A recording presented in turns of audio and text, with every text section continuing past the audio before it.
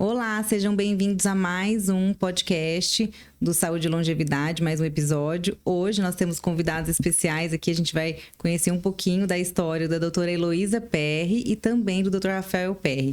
Ela é pediatra e ele radiologista. Pode rodar a vinheta. Olá, doutora Elo, seja bem-vinda ao nosso podcast. E você também, doutor Rafael, muito bem-vindo. Obrigado, agradeço o convite. Muito bom ter vocês aqui. E a gente vai hoje conhecer um pouquinho da história de vocês, que são aqui de Mococa, né? Retornaram para Mococa para exercer a profissão de vocês. Muito legal, porque a gente escuta muito aqui assim, foi estudar fora, né? E hoje exerce a profissão em outra cidade, né? Não trouxe para Mococa o prestígio da profissão. Mas muito legal que vocês voltaram. Conta pra gente como que foi essa saída de Mococa, né, para fazer a faculdade, e que momento que vocês sentiram essa necessidade de voltar para cá. Então, eu sou daqui, de Mococa, nasci aqui e fui estudar fora, fazer faculdade, fui para Santos, fiz faculdade em Santos. Depois fui para São Paulo fazer a residência na USP, lá em São Paulo, fiz a radiologia lá na USP. E depois continuei trabalhando em São Paulo, né? Trabalhei em grandes hospitais lá em São Paulo, na região de São Paulo. E aquela correria de São Paulo, né? Cidade grande. Depois a gente foi convidado para ir mais para o interior, a gente mudou para Serquilho. Eu na parte de radiologia, né? De exames de ultrassom. E a Elo atendendo pediatria, né? E aí depois a gente nasceu nossos 2 filhos, a gente começou a pensar cada vez mais em voltar para nossa cidade, né? Que meus pais, os pais de Elo, toda a nossa família daqui, e a gente decidiu voltar, né? E sempre a gente vinha sempre para Mococa e aí decidiu vir de vez, né? Mudar para cá e voltar, né? Atender aqui na nossa cidade, né? Trazer tudo que a gente aprendeu agora para a nossa cidade, né? Para a cidade de Mococa. Que ano que você se formou, doutor? Eu formei em 2013. E aí logo já fiz a residência, terminei a residência e agora... Então, desde 2018, eu trabalho exclusivamente com radiologia, né? Principalmente parte de ultrassom. Legal. E vocês, né? O pessoal vamos lá. Eles são casados, né? O pessoal entender... E você, doutora, também teve... Espera aí, rapidinho. Como que surgiu o sonho da medicina? Olha, para mim foi, assim... Desde criança eu sempre gostei da parte de biologia, né? E não foi nada muito diferente fui estudando cada vez mais biologia, parte de ciências, e gostava dessa área, até que chegou a ideia de prestar, né? Fazer uma faculdade, e sempre me interessou medicina, né? Sempre gostei de estudar sobre fisiologia humana e me interessou essa área. Eu fui para essa área, prestei a prova, entrei na faculdade e fui fazer medicina. Legal. Acho que a parte da Elo é um pouco diferente, né? Na minha família eu tinha o meu avô, né? Como inspiração, Dr. Álvaro. Acho que grande parte da população aqui em Mococa conheceu. E quando eu conheci o Rafa, ele já estava na faculdade. Eu estava no colegial ainda, ele já estava na faculdade. Então, eu tinha o meu avô como inspiração. Já tinha uma prima também na faculdade. E ele veio para puxar um pouco mais, né? Para ajudar na escolha. E aí, saí do colegial, fui fazer faculdade em Franca, aqui no interior de São Paulo mesmo. E fui fazer a residência em São Paulo, que o Rafael já estava lá. E fiz no Hospital Infantil Cândido Fontoura, que é um hospital exclusivamente para criança mesmo. E quando você entrou na faculdade, doutora, você já tinha essa vontade da pediatria? Não tinha. Era, assim, até uma área que não me chamava atenção. E já pensei em cardiologia, já pensei em algumas outras áreas, mas quando a gente tem um contato com a criança, com a pureza da criança, a inocência, você fica bem encantado. E outra coisa que me atrai muito na pediatria é a resolutividade dos casos. Então, você trata e você cura, né? com adulto, idoso, fica um pouco mais difícil por ser algo mais crônico, né? Mais doenças crônicas. Então, você tem que ter um tratamento, uma abordagem um pouco diferente. Eu prefiro uma resolutividade ali. Mas também amo acompanhar na puericultura. O bebezinho nasceu, já vem para mim no consultório. Então, todo mês a gente se encontra para eu ajustar uma amamentação, para pesar, para medir. Assim, é a minha grande paixão, a puericultura. Começar literalmente desde o começo, né? Com aquela criança. Mas em que momento da faculdade, assim, foi a sua decisão? No terceiro ano. Qual que foi, assim, o ponto decisivo? O que aconteceu? No terceiro ano, comecei no ambulatório de pediatria. E eu acho assim que quando a gente tem professores muito bons de uma área, também chamam a gente para essa área. E eu tinha excelentes professores na pediatria. Num ambulatório, eu tinha uma paciente e toda semana essa paciente ou passava lá doente mesmo, ou passava lá para falar um oi. E eu acompanhei ela até o final do meu 5º ano. Por outros motivos, né? Então, foi a patologia e foi também o crescimento. E ela me encantou um pouco. Me chamou um pouco depois pra tu se formou, fez a prova diretamente para a pediatria. Eu formei no final de 2018 e já entrei na residência no começo de 2019. Legal. E você, doutor Rafael, como que foi essa escolha pela radiologia? Então, a radiologia não era a minha primeira escolha durante a faculdade. Acho que a gente muda muito, porque a gente entra na faculdade de medicina sem saber nada. Então, você começa a descobrir tudo durante a faculdade.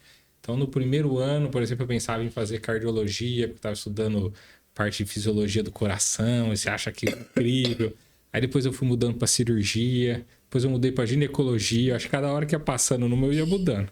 E eu sempre gostei, durante a faculdade, depois também, de estudar medicina como um todo, sabe? Não é só estudar alguma coisa específica. Eu sempre gostei de estudar fisiologia no geral. E a radiologia me possibilitava isso de... Então, eu vejo hoje, faço exames desde ultrassom obstétrico, então eu vejo o bebê numa grávida e... Logo depois estou fazendo um Doppler de varizes que não tem nada a ver com... Então, assim, a radiologia abrange muita coisa, né? Então, até o final da faculdade, a minha ideia era fazer cirurgia ou ginecologia e depois foi indo mais para o lado da radiologia para abranger tudo. Então, eu achava isso muito interessante e aí fui para essa área de exame, de diagnóstico, né? E na radiologia a gente consegue... ajudar muito outros médicos, além do paciente, é claro, que é o principal, mas a gente ajuda outros médicos falando o que o paciente tem. Então, faz um ultrassom de tireoide, acha um nódulo, por exemplo, a gente guia para o médico fazer o tratamento de uma possível cirurgia, uma punção. Então, eu acho isso muito interessante, que foi para essa área que eu fui. E, nossa, eu fico impressionada com essa especialidade, porque a gente vai fazer exame, né? Gente, a gente não entende nada que a gente está vendo naquela imagem, né? Nossa, para eu aprender a ver, assim, minha filha, naquelas imagens, eu falava, gente, o médico falava, aqui é a perna. Eu falava, ótimo. Não, nem identifiquei essa perna. E realmente mas no começo é diferente, difícil para todo mundo. Então, né? Quando vai fazendo, vai aprendendo, no dia a dia, ali vendo todo dia, né? A gente acaba acostumando, né? Sim, estudou para isso também, né? Tá, anos, né? Para exercer. E aí, depois que você fez a sua especialização, então trabalhou ainda quantos anos em São Paulo? Eu terminei a radiologia em 2018. E a gente ficou em São Paulo até 2022. Então, eu fiquei 4 anos em São Paulo, né? E aí, depois a gente foi para Cerquilho. Aí, fiquei lá até agora. 2024, a gente veio para cá. E o que você acha, assim, que São Paulo, que é um grande centro, né? De tudo, inclusive da medicina, agregou, assim, para sua experiência como médico?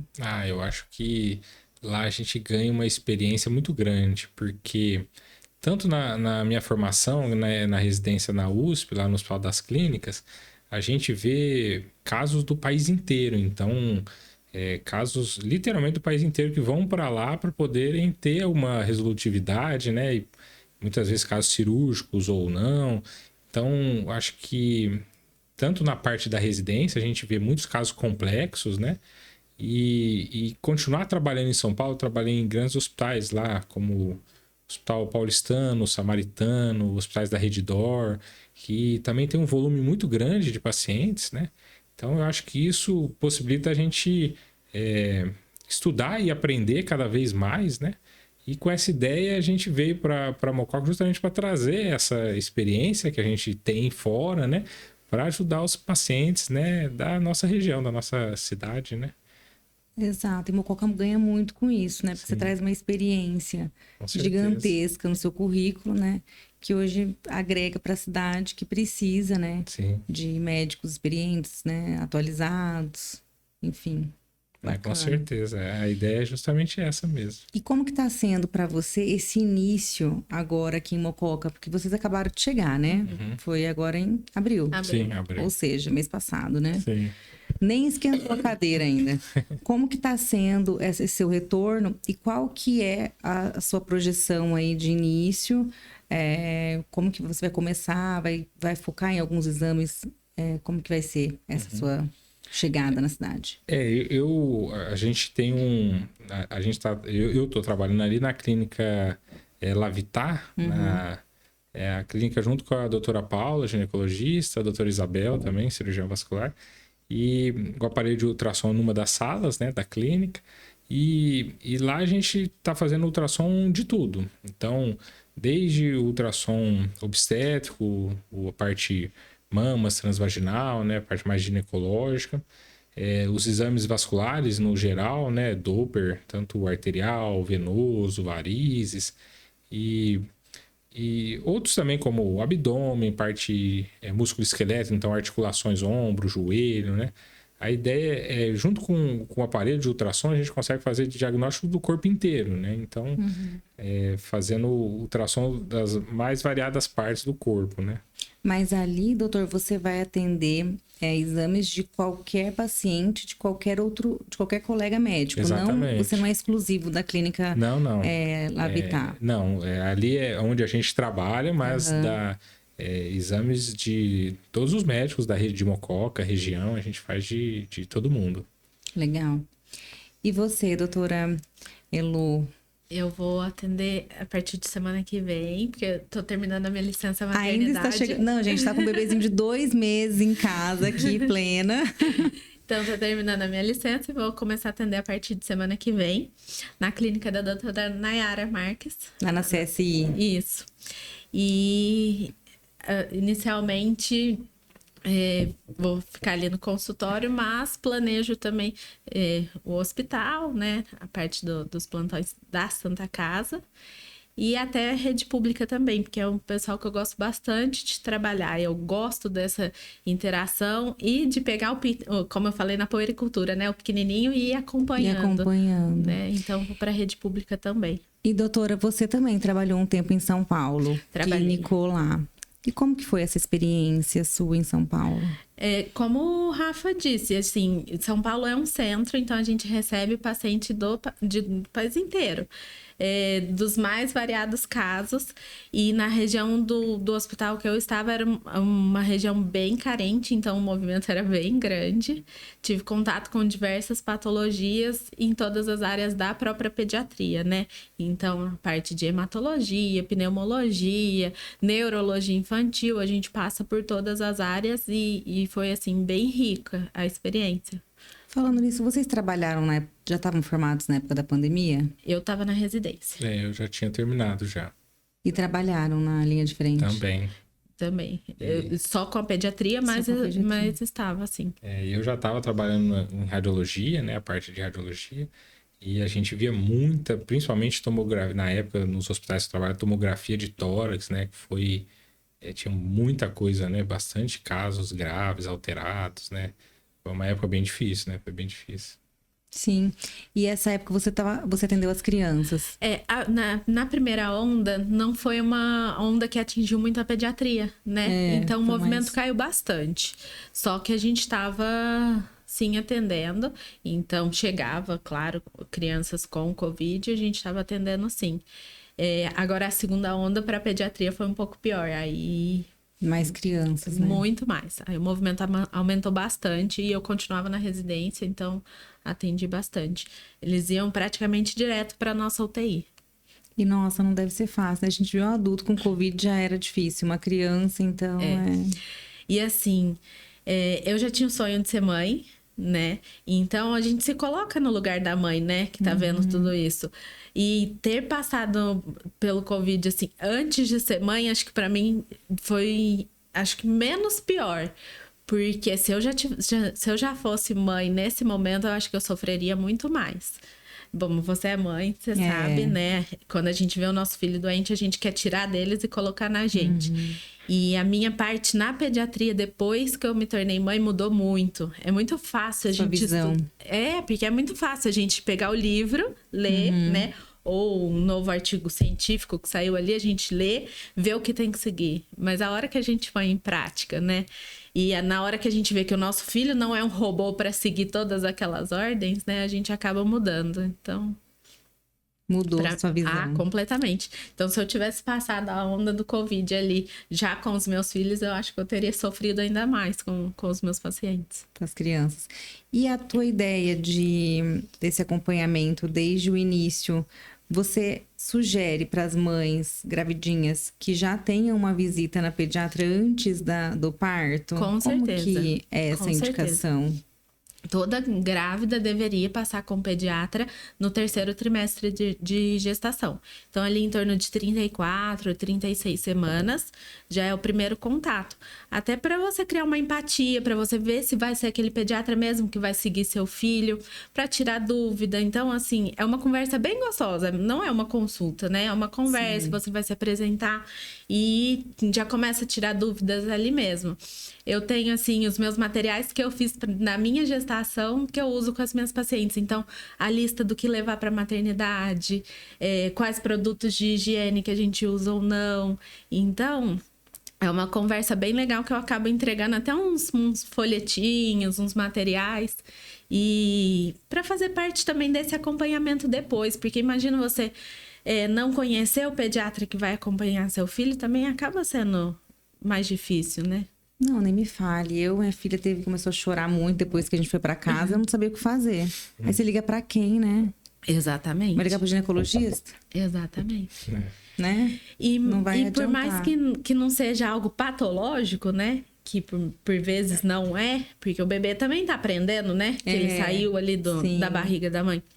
Mas que seja um atendimento, né? Que seja uma conversa, que seja só pra acalmar, né? Alguém e mesmo hoje pra você ligar. vê que as mães estão procurando essa consulta antes do parto? Sim. Hoje a gente já tem mais informação e já tem uma procura maior, sim. Quando eu estava na residência, eu nunca tinha feito consultas assim. Nunca tinha visto chefes minhas receberem pacientes grávidas. Mas depois de formada, eu já recebi, sim. Eu fiz, né? E depois eu fiz dos meus filhos e depois eu passei a fazer também quando eu fui pro consultório. Mas hoje você atende seus filhos? Não. Não. A gente precisa também ser cuidada, né? A gente chegou aqui em Mococa tem uns 20 dias, né? Agora no meio de abril, e mesmo assim os dois já passaram no pediatra aqui. Você precisa também ser cuidada. Não é fácil cuidar dos nossos, né? A gente acaba separando, assim, porque senão a emoção interfere muito, né? A gente brinca, assim, que com os nossos filhos a gente não enxerga tudo que tá acontecendo. Então precisa da ajuda, sim. Exato. E hoje você vai começar o seu atendimento aqui em Mococa, na clínica com a doutora Nayara, na CSI. E o que você visualiza, assim, de início? Você já vai abrir sua agenda normal? Você já vai começar na Santa Casa? Como que tá seu projeto para esse recomeço aqui na cidade? Para a semana que vem, por enquanto, a minha agenda no consultório, né? Porque o Augusto, que é o meu bebê mais novo, ainda mama em mim. Então, assim, a demanda dele é bem grande. Mas já vou deixar aberta. E na segunda-feira também já vou começar no PPA. Como que você está fazendo para conciliar um bebê de 2 meses com o retorno do trabalho? Não é muito fácil, não. Mas eu tenho um apoio muito grande, primeiro do Rafael, que, assim, sempre me apoiou muito, tanto na hora da gente ter o bebê ou não, na hora de voltar ao trabalho ou não. Então, primeiro apoio é ele. Minha mãe e minha sogra me ajudam bastante. Já estou no ritmo de ordenha de leite, né? De deixar tudo programado, que até são consultas, faz parte de uma consulta minha, por exemplo, para as mães que estão voltando ao trabalho, né? E graças a Deus já tenho uma pessoa que está começando ali a trabalhar com a gente para a gente ver se vai dar certo, para me ajudar com ele. Precisa. Essa rede de apoio é fundamental, né? Pra Com gente poder certeza. voltar a trabalhar. Eu falo que a maternidade certa, né? Porque todo mundo tem opinião sobre a maternidade, né? É a que a mãe tá bem, porque a criança também vai ficar bem. Né? Então, depois que a gente tem filho, nossa, eu também senti muita vontade de voltar a trabalhar, a gente se arrumar, sair de casa, também ter o nosso tempo, né? Eu não voltei, porque eu tava na pandemia, Manu nasceu em maio de 2020. Então, assim, no auge da pandemia, a gente não podia nem ir no mercado, né? E, nossa, é difícil. Não é fácil, né? Não é fácil. O João, que é o nosso mais velho, tem 2 anos e 2 meses. E aí, no final da gestação do Augusto, o João já tava demandando muita atenção. Aí tinha dia que eu falava, eu vou pro consultório que eu vou lá descansar um pouquinho, Isso. né? Brincando, porque a atenção que ele demanda em casa também é muito grande. E é isso, a gente tem que voltar pra se sentir a gente de novo, né? Pra se sentir aquela profissional de novo, aquela mulher de novo. E é bem isso, descansar, né? Eu tiro o chapéu pra quem fica em casa, cuida de filho, porque é mais difícil, mais cansativo do que trabalhar fora, né? Sim. É mais cansativo pro corpo, né? Porque pra mente é bom a gente sair. E, Rafael, lá na clínica Lavitar, você já começou faz quanto tempo? Começamos faz 2 semanas. 2 semanas. Foi finalzinho de abril. E o bom ali, eu até elogiei a Paula, que eu conversei com ela sobre esse núcleo que ela tá criando lá dentro. É justamente isso, né? A gravidinha vai lá, ou até a pessoa que vai fazer uma consulta ginecológica, né? Normal. Mas já ter ali dentro todo esse suporte da ultrassom, né? Toda ginecologista pede ultrassom, né? E não só quando a gente tá grávida, né? Mas também nessa rotina de exames. E eu falei pra ela, nossa, parabéns por criar esse ecossistema e facilitar o dia a dia das pessoas. Muito embora a gente mora numa cidade pequena e é fácil se locomover, mas você já tá ali, a secretária já agenda, já facilita isso.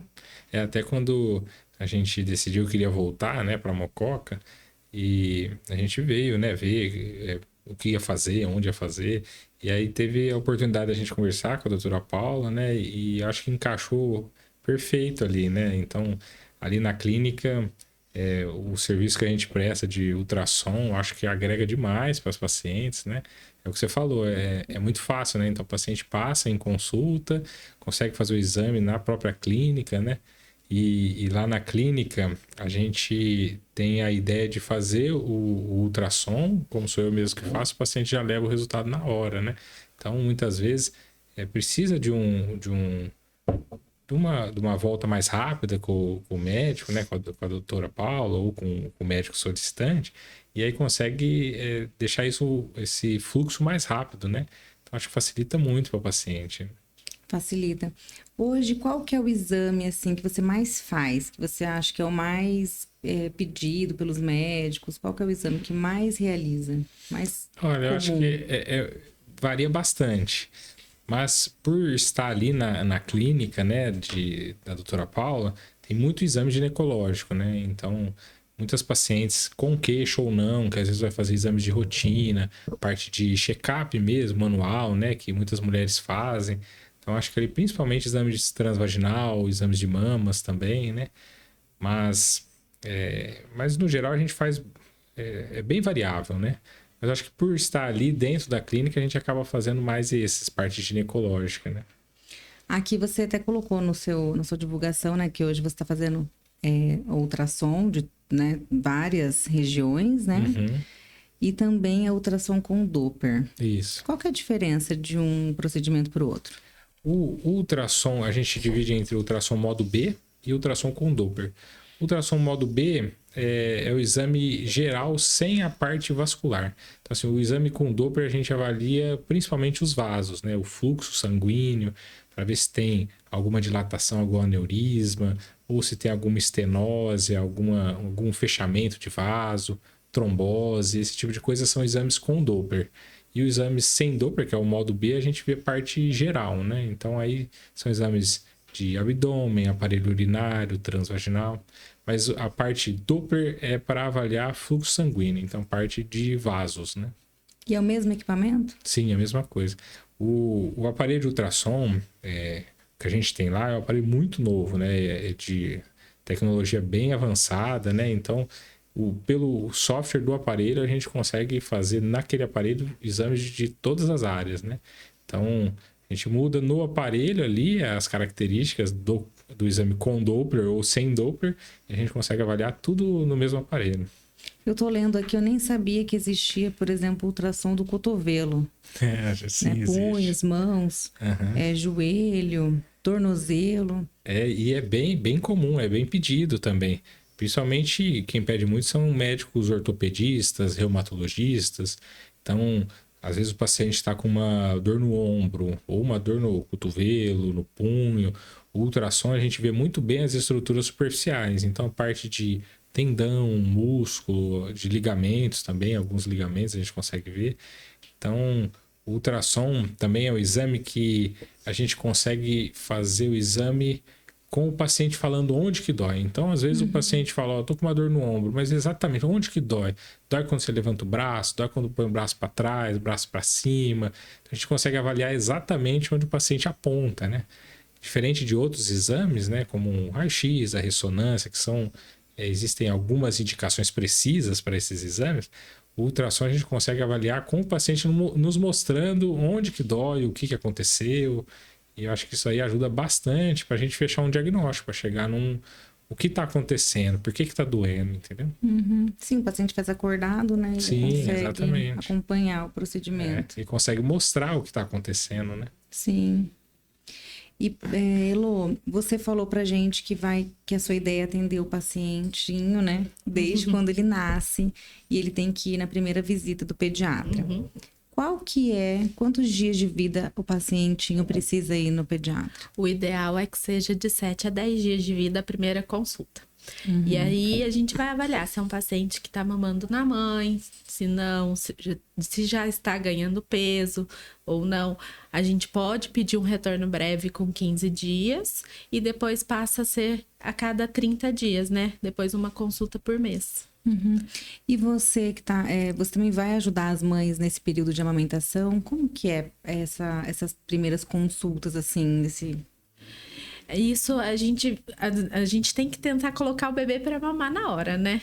Então, se for uma mãe que estiver amamentando e com dificuldade, a gente vai tentar ajustar mesmo técnicas ali. Primeiro eu vou conversar, vou ver, tentar enxergar o que está acontecendo, né? E a primeira coisa de tudo é desmistificar muita coisa da amamentação. Não existe leite fraco, né? Acho que essa é a primeira. Então, não precisa da água e chazinho para o bebê também, para ele acalmar um pouco. Então, tem algumas coisas a gente vencendo primeiro só na conversa, né? E depois ir avaliando como que esse bebê tá pegando, ver ele mamar na mãe. Então, a ideia é essa. Porque a gente, quando tem o bebê, tem bastante indicação da mãe, da sogra, da avó, né? E aí o chazinho ainda tá presente, né? Na teoria, né? A teoria da minha sogra, inclusive, o chá era um tanto assim de chá e um tanto assim de açúcar. Que ajuda. Mas então tudo bem, tudo grande, tudo saudável, mas realmente é diferente, né? Eles têm essa ideia de que precisa da água. O chá para cólica, né? Muita avó fala. Bisa, né? No meu caso, foram as bisas. E aí é importante, porque a gente escuta muita coisa, muita dica quando a gente ganha o bebê. É muita dica, e assim, é a dica do vizinho, é a dica da colega, da amiga, da prima. É o Instagram, né? Que muitas vezes traz muita informação que a gente não sabe se é fidedigna ou não. Então, quando você senta com um profissional e poder tirar suas dúvidas... Tinha mãe que eu falava assim, na próxima consulta, pode trazer anotado. Porque a gente sabe que a gente fica mais esquecido. É muito mais atenção que a gente tem que dar para outras coisas. Então, a gente esquece. Eu falava, pega o bloco de notas do celular. Se não conseguir pegar um papel e caneta na hora, não tem problema. Você tá amamentando, você tá sempre com o celular na mão. na mão, né? Escreve, traz as dúvidas escritas. Então, quando você tem um profissional para te seguir, para te orientar, acaba fluindo um pouco melhor, com menos ansiedade. Até quantos anos a criança vai no pediatra? No pediatra geral, até 18, 21 anos, a gente pode atender. Hoje a gente tem uma subespecialidade da pediatria que chama ebiatria, então faz essa parte da adolescência, mas no meu consultório eu vou receber até 14 anos. Até 14. Mas você vai abrir agenda tanto para pacientes que estão nascendo agora, quanto para pacientes que já têm mais idade. Exatamente. Então, uma mãe que tem uma criança com 7 anos, nunca passou comigo, não tem problema nenhum. A gente tá lá à disposição. Vai abrir agenda. Tanto para um acompanhamento de rotina, quanto para uma gripe. Agora no outono, né? Nossa, tem muita patologia, muita doença respiratória. Então, uma gripe, uma dor de ouvido, uma dor de garganta, a gente tá lá à disposição. E doutora, a criança no começo, você falou 30 em 30 dias. Até quanto tempo de 30 em 30 dias? Até o primeiro ano de vida. De 2 anos a 5 anos, de 2 anos a 3 anos, a gente vê a cada 3 meses. De 3 anos a 5 anos, a cada 6 meses. E a partir dos 5 anos, ela é anual. Mas isso quando a gente pensa no acompanhamento na rotina, né? Então, medir, pesar, ver se tá crescendo bem, os marcos de desenvolvimento. Mas nada impede que, por exemplo, você passe com a sua filha comigo numa consulta de rotina hoje e daqui 15 dias ela ficou resfriada. Ah, doutor, posso voltar? Lógico, a gente tá lá à disposição. Nossa, é o que mais acontece. Parece que é assim, você vai no pediatra, a criança tá ótima. No outro dia ela começa a fazer febre. No outro dia. Não passa 15 dias. É no dia seguinte, é pra você ter que voltar mesmo, entendeu? Aconteceu isso com a minha netinha, que eu sou avó vodrasta, né? E aconteceu isso semana passada. Ela falou, Mari, eu levei a Maria Júlia no pediatra, ela tava ótima. No outro dia, ela começou a tossir e sair secreção no nariz. Eu falei, nossa. E isso acontece assim. com a gente pediatra também, porque eu levei o Augusto na consulta de 3 meses, tava tudo bem, e aí passou 2 dias, ele começou a tossir um pouco de desconforto respiratório. Eu falei, ai meu Deus. Volta lá. E é o ideal, né? A gente já tratar a criança, começa a ficar um pouquinho gripada, às vezes a gente quer esperar para levar no médico. O que você fala sobre isso? Qual que é o ideal para levar a criança, para não evoluir para uma pneumonia? Então, depende. Tudo depende de como a criança iniciou esse quadro, do que iniciou. Então, se foi uma febre, mas como que tá? Ela tá com febre e continua brincando? Ela tá com febre e continua comendo pelo menos um pouquinho? Ou ela tá com febre e parou de brincar? Ela tá com febre e não quer comer nada, não tá tomando nenhum tipo de líquido. Então, tudo depende de como a criança tá. Vai entrar em contato com a gente, vai entrar em contato comigo e vai explicar mais ou menos. Aí eu vou falar assim, ó, agora não consigo te ver, vem daqui 2 horas, por exemplo, porque aí precisa ver mesmo. Ou vamos observar, amanhã você vem. Então, assim, tudo depende de como a criança tá começando. Do que ela tá apresentando. É muito difícil a gente saber se vai evoluir para uma pneumonia ou não, olhando a clínica da criança nas primeiras horas de doença, né? Principalmente quando apresenta só febre. Nas primeiras 24, 48 horas de febre, pode ter uma febre até frequente e a gente examina a criança todinha e não saber de onde que vem a febre. Não tem nada. Nada. E aí passa 2 dias ou pinta a pele, ou passa 2 dias ou começa uma secreção no nariz, passa 2 dias vem uma diarreia junto. Então, o ideal é mesmo ver a criança e saber a cada caso o que tá ali acontecendo. Entendi. Criança vive doente, uma loucura. Depois começa para a escola, dá uma piorada, Piora, né? Tem alguma coisa a ver a amamentação com a imunidade da criança? Tem sim. A amamentação hoje está provada que protege muito. O primeiro leite da mãe, o colostro, é um leite que passa muito anticorpos, né? Todas as imunoglobulinas que a gente chama da parte médica, né? Os anticorpos passam ali no colostro, principalmente, mas também durante toda a amamentação. Então, protege sim. Entendi.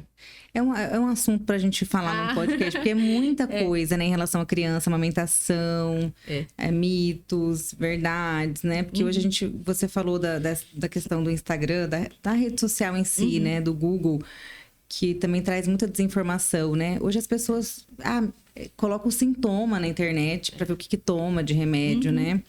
Quando você fala, eu tô com tal coisa, seu amigo já sabe o que você tem, né? Acho que você tá com tal, né, doença. Porque a gente tem essa informação fácil, na palma da mão. E às vezes eu não sei que médico eu tava entrevistando aqui hoje, a pessoa já chega, acho que foi com a Paula. A pessoa chega já achando que tá com câncer, né? No médico. Porque ela viu na internet que aquele sintoma que ela tá sentindo, ela vai ter câncer. Então é uma loucura hoje a internet. A pessoa ela faz o diagnóstico e compra o remédio, né? Para não ter que ir no médico, não sei por quê. Como que vai ser o trabalho de vocês em relação ao plano de saúde aqui na cidade? Eu já estou vendo para entrar na Unimed, mas já estou cadastrada nas funerárias, né? Então, funerária Mococa, funerária São Sebastião, ADECOM. Mas já estou separando ali os meus papéis para a Unimed. E no meu caso também, a gente faz exames particulares, né? E já cadastrei também alguns convênios. Então, hoje a gente já tem cadastro na ADECOM, na Funerária Mococa, Funerária São Sebastião, Sindicato dos Alimentos, Sindicato do Comércio, dos Servidores Públicos, dos condutores. E pretendo credenciar em outros também, inclusive Unimed também. Como que funciona essa questão dos sindicatos e funerárias? É um desconto na consulta? Isso. Varia de cada um, mas no geral é um desconto sobre o valor do exame particular, né? Então fica mais em conta, né? Mais barato. E aí depende do tipo do convênio. O paciente pega uma guia no convênio, ou então ele vai até a clínica e a gente emite a guia lá da clínica, ou ele tem o desconto por ser filiado, então ele aí paga direto lá na clínica. Depende, cada convênio é de uma forma. Convênio é de uma forma. Isso. Uhum. Você também se filiou a esses para mim é a mesma coisa. Então, na DECOM, por exemplo, eles vão me levar uma guia, né? Então, tem uma porcentagem de desconto sobre o valor particular. E nas funerárias, eles vão me apresentar a carteirinha. Então, é tanto para o credenciado na funerária quanto seus dependentes. Porque a gente pensa, né? Mas funerária às vezes é gente mais velha, mas não. Então, os filhos, como dependentes, também já podem passar comigo. Ah, entendi. Eu fiquei meio assim, né? Você falou da funerária, pensei, será que geralmente plano, criança, né? Não vai ter o plano, né? Mas então, se a mãe tem o plano, ela pode os dependentes utilizar. podem passar comigo, desde que sejam dependentes cadastrados, que tem o nome ali na carteirinha, tá tudo certo. Ah, entendi. Bacana. Isso ajuda bastante, né? E a Unimed tem uma previsão? Ainda não tem. Entendi. Então, gente, foi muito bom falar com vocês. Tem mais alguma coisa que vocês gostariam de falar, de contar, de compartilhar aqui no nosso podcast? Eu queria agradecer o convite, agradecer por abrir esse espaço para a gente apresentar nosso trabalho, né? É muito bom, a conversa é muito boa. A gente volta para Mococa, né, com a ideia de ajudar, voltar para nossa cidade, né, que a gente ama tanto. E ser mais uma opção, né, de médico, tanto parte de radiologia, de ultrassom, como de pediatria, né, para os nossos amigos e pacientes, né, no geral. E a gente fica muito feliz aqui. Queria agradecer pelo convite, a gente fica muito feliz. Imagina, eu que agradeço. Vocês, um casal jovem, né, já de médicos aí, com tanta experiência, né, no assunto aí da radiologia e da pediatria. Imagina, uma gravidinha vai lá, faz todo o acompanhamento de ultrassom do Dr. Rafael, aí quando nasce, vai lá com o Dr. Elô. Muito bom, em família desde já. o início ali, né? Ajuda desde o início e depois a mãezinha, né, que vai precisar de muito ultrassom. Todo ano a gente faz, uns 10. Gente, muito obrigada por vocês terem aceito nosso convite, estar aqui, compartilhar um pouquinho da história de vocês. Lembrando que a gente ainda vai trazer muito conteúdo, né, da área do Dr. Rafael e também da doutora Elô, né, que hoje a gente não falou, mas a gente vai trazer bastante conteúdo para o nosso podcast com vocês. Tá certo. Obrigada mais uma vez. Esse foi mais um episódio do nosso podcast. Curte, compartilha e até a próxima.